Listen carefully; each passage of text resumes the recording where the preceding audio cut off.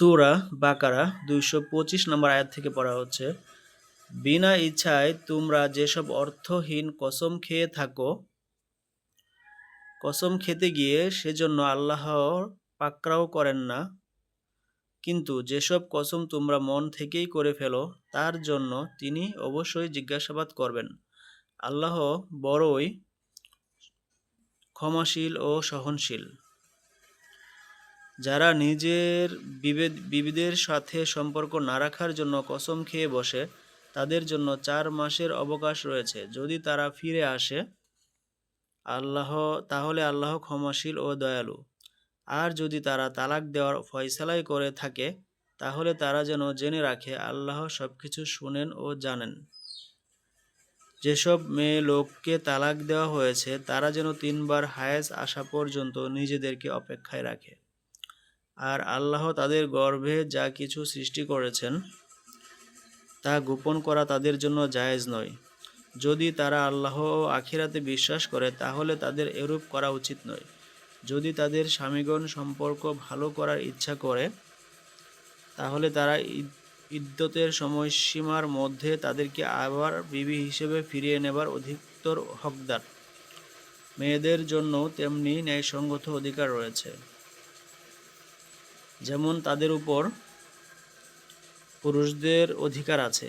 অবশ্য মেয়েদের উপর পুরুষদের একটা মর্যাদা রয়েছে, আর সবার উপরে আল্লাহ ক্ষমতাবান ও মহাজ্ঞানী তো আছেনই। তালাক ২ বার হয়, এরপর হয় বিধিমতো বিবিকে ফিরে নিতে হবে, আর না হয় ভালোভাবে তাকে বিদায় দিতে হবে। তোমরা যা কিছু তাদেরকে দিয়েছ তাদেরকে বিদায় দেওয়ার সময় তা থেকে কিছু রেখে দেওয়া তোমাদের পক্ষে জায়েজ নয়।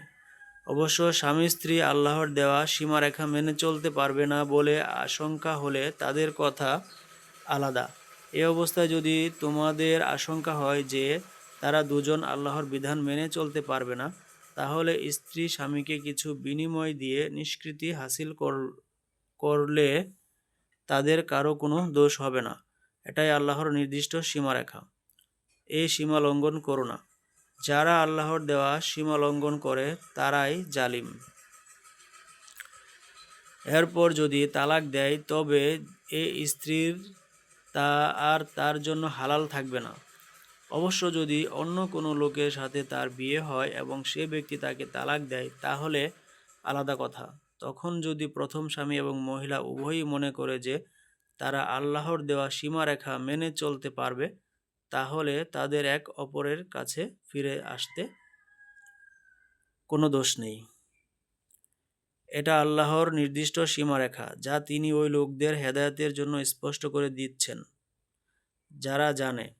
আর যখন তোমরা বিবিদেরকে তালাক দাও এবং তাদের ইদ্যৎকাল পুরা হয়ে আসে, তখন হয় বিধিমতো তাদেরকে রেখে দাও আর না হয় বিধিমতো তাদেরকে বিদায় দাও।